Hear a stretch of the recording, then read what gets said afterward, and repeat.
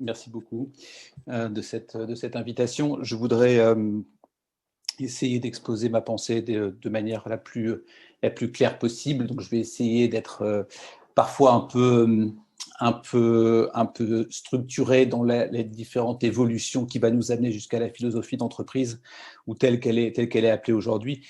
Pour cela, je voudrais ramener quelques éléments qui sont importants sur la dimension philosophique à proprement parler.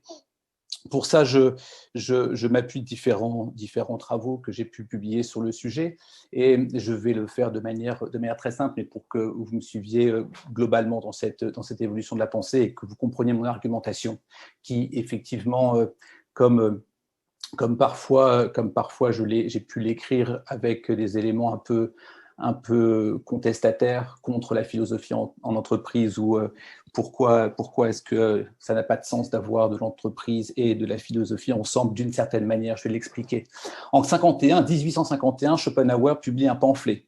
Et dans ce pamphlet, il explique, contre la philosophie universitaire, il explique qu'il se dresse à ce moment-là contre l'enseignement de la philosophie tel qu'il se pratique à l'université. Il dit de manière très claire qu'elle devient abstraite, qu'elle devient théorique. Et ce n'est pas la première fois qu'il se dresse contre ça, puisque Schopenhauer, dans la philosophie du droit, il dit, comme chez les Grecs, je le cite, comme chez les Grecs, exercée comme un art privé, elle a une existence officielle. Elle a une existence officielle qui concerne notre public, qui concerne donc le public. Elle est principalement ou exclusivement au service de l'État. Et donc, il s'inquiète, il le rejette, il se questionne sur ce sujet-là. Et la question qu'on doit se poser aujourd'hui, avec une mainmise peut-être moins importante de l'État, à nous demander si l'État, dans notre espace contemporain, ne serait pas remplacé par les entreprises. C'est très visible d'un point de vue chiffré, d'un point de vue économique. Et s'il ne faudrait donc pas justement être contre la philosophie d'entreprise si elle est finalement au service de quelque chose et finalement à quoi elle sert, l'entreprise.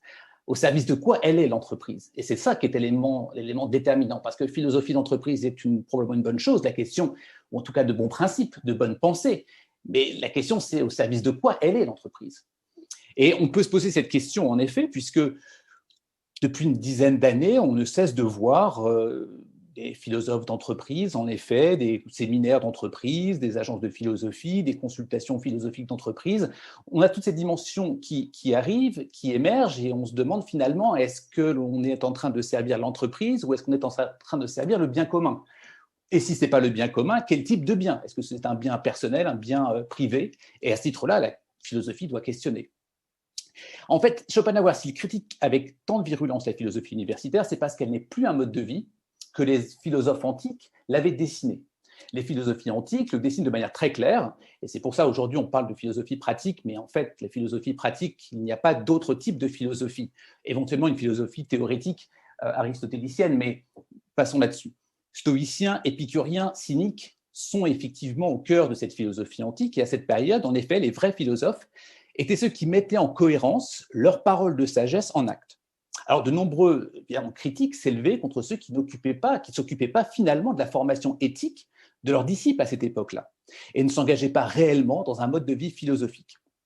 Platon, d'ailleurs, c'est très très connu, vous connaissez ça tous, mais je le rappelle très, très brièvement, expliquait que s'il avait cherché à jouer un rôle à Syracuse lorsqu'il part, c'était pour ne pas passer évidemment à ses propres yeux comme un beau parleur, incapable d'agir, et donc il part évidemment au chevet, si l'on peut dire, du tyran.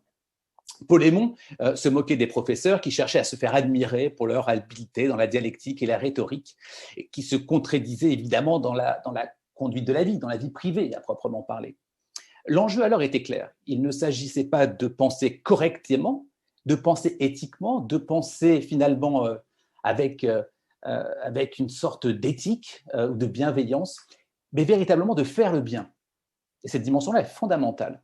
On n'est pas en train de rechercher l'éthique. L'éthique également n'est probablement qu'un moyen pour accéder à quelque chose d'autre.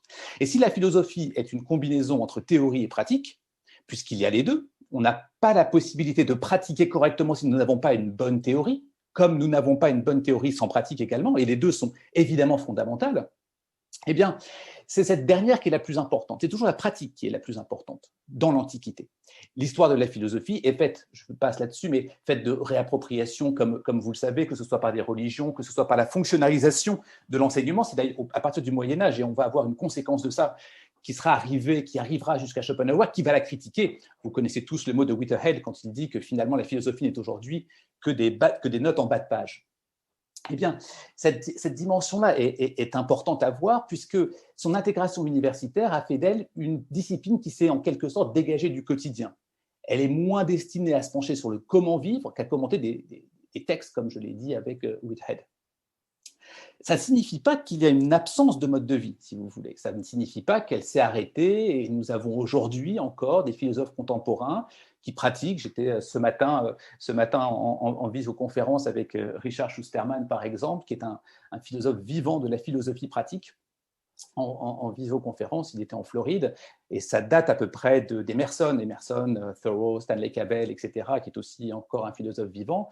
Et puis, pour ceux qui sont les Français, Foucault, Sartre, etc., nous montrent que la philosophie peut être encore une manière de vivre d'un point de vue contemporain. C'est-à-dire que tous ces philosophes-là sont dans une philosophie pratique, de manière très claire. Quand Foucault parle des prisons, quand Foucault parle de la folie, quand Foucault parle des hôpitaux, on est dans une philosophie pratique. Lorsque Sartre s'engage politiquement, il est dans une philosophie pratique. Il s'agit de transformer à ce moment-là, de manière très concrètement, la société telle que lui la voit. Il est cependant tout à fait clair que la manière de vivre se tourne vers la sagesse, le combat des passions, le combat des désirs, la lutte contre le pouvoir, la gloire, l'argent, tout ce que finalement les philosophes antiques vont décrier. Et il s'agit alors de viser, pour reprendre un mot foucaldien, d'une esthétique de l'existence qui décentrée vis-à-vis des structures normatives qui sont régies par l'environnement social et économique. Autrement dit, le mode de vie philosophique cherche à développer de nouvelles attitudes face au monde. Et ça, c'est très important pour nous dans notre sujet de la philosophie en entreprise, de nouvelles attitudes face au monde, pour tenter de vivre à minima du mieux possible, ou en tout cas du moins mal possible. Alors que l'existence quotidienne apporte son lot d'obstacles en entreprise comme ailleurs, mais aussi en entreprise, de difficultés, de tristesse, de soubresauts, de frustration, de stress, qu'il s'agit de gérer tout le temps, en permanence, et encore une fois, professionnellement comme dans la vie privée. Eh bien, depuis 2500 ans, il y a des philosophies qui se mettent en place pour ça. Et c'est ce qu'on appelle, à proprement parler, c'est sur ce sujet que j'ai fait ma thèse, la pratique des exercices spirituels, que les philosophes antiques ont cherché à aider leurs contemporains de manière claire à ce moment-là, qui est toujours valable, toujours d'actualité, qu'il soit méditation, dialogue, discussion, lecture, écriture, et ils aident finalement celui qui les intègre, celui qui les met en œuvre. Mais attention, c'est une école de philosophie, c'est-à-dire que si je prends l'école pythagoricienne par exemple, on parle de 5 ans pour le niveau d'apprentissage. Pendant ce temps-là, on ne parle pas, on est dans le silence, derrière un rideau, c'est de très très longues pratiques. Ce n'est pas 2 heures, ce n'est pas 5 heures, ce n'est pas 25 heures non plus, ce sont des années de pratique pour pouvoir changer sa posture vis-à-vis de l'existence. Et le praticien considère désormais le caractère vain de la possession, l'absence d'intérêt pour l'éphémère, se détache des préoccupations matérielles comme émotionnelles, qui finalement ne dépendent pas de lui, comme pourrait dire un stoïcien. Quand on regarde cette participation de la philosophie au cours des différents siècles, il est assez difficile d'imaginer la philosophie d'entreprise venir sur ce terrain, de la recherche de la sagesse, de la pratique d'exercices spirituels, quand l'enjeu de l'entreprise est l'accroissement de la performance, l'obtention de parts de marché, le développement d'un rendement préférable ou l'accroissement de la productivité des équipes. Dès lors, quel est le but de la philosophie en entreprise? Est-ce que c'est pour améliorer des objectifs? Est-ce que c'est pour distiller un semblant de réflexion, puisqu'on ne peut pas avoir une réflexion en quelques minutes, quelques heures, même quelques semaines? C'est forcément un temps long, nous le savons tous, de prise de hauteur à l'occasion d'une clôture de séminaire pour faire bien, mais finalement, quel est l'objectif final de l'avoir convoqué pour l'objectif final de l'entreprise, comme je le disais au début? Il n'y a pas de doute que les techniques de la philosophie peuvent avoir un intérêt considérable pour l'entreprise. Et il y a de nombreux consultants en philosophie qui n'hésitent pas à mentionner des utilisations comme la maïotique pour mieux comprendre les clients, les employés, proposer des méthodes de discernement pour un meilleur dialogue social avec les uns et les autres. Parfois, on a une abondance de citations des anciens sous toutes leurs formes pour promouvoir une forme de coaching ou de développement personnel.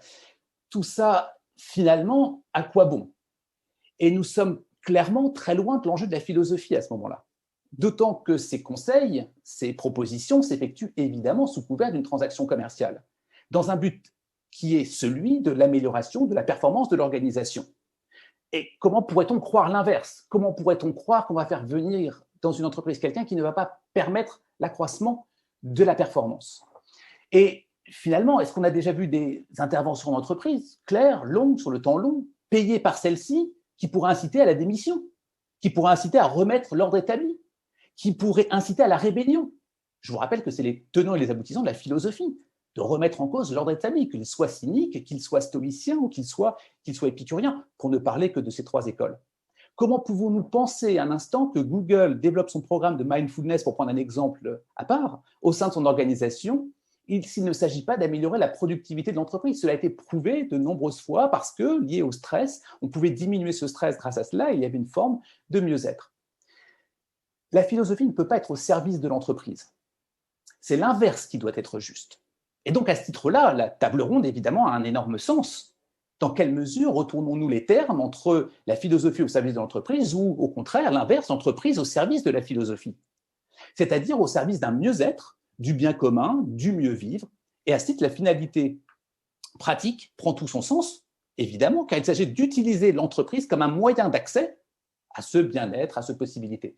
À titre d'exemple, le développement de travaux sur une philosophie critique de l'innovation, que je connais un peu mieux, et de l'innovateur, est tout à fait dans cette disposition.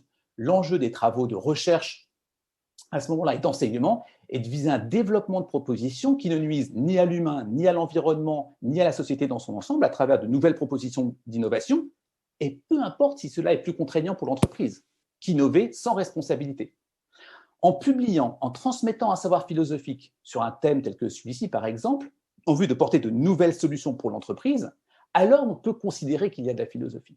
Mais c'est au prix évidemment de centaines d'heures, si ce n'est pas des milliers d'heures de recherche, de travaux avec les entreprises, mais aussi sans les entreprises, l'articulation théoria-praxis, que vous connaissez tous, qui est fondamentale, parce que sans la théoria, ça n'est pas possible d'imaginer une praxis, et la praxis s'appuie forcément sur une théoria en même temps.